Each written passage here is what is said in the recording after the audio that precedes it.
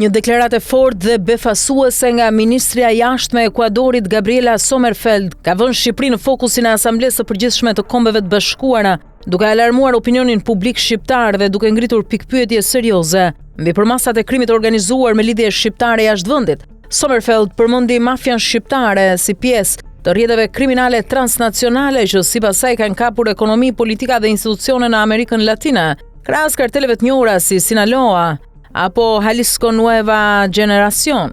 Kemi të bëjmë me organizata kriminale me emra si Sinaloa, Jalisco Nueva, mafia shqiptare e të tjera të cilat ushqejnë korrupsionin, destabilizojnë shtetet dhe pengojnë zhvillimin, tha ajo në fjalimin zyrtar në OKB.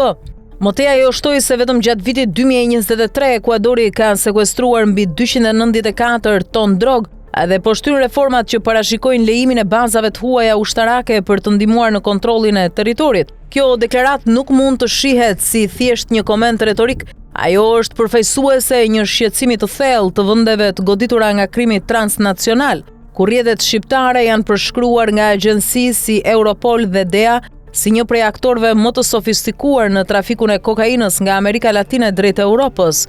Nga ana e saj, Shqipëria duhet të reagojë me mbretësi diplomatike. Heshtja ose mohimi pa adresim konkret i akuzave mund të interpretohet si shmangje apo pa aftësi.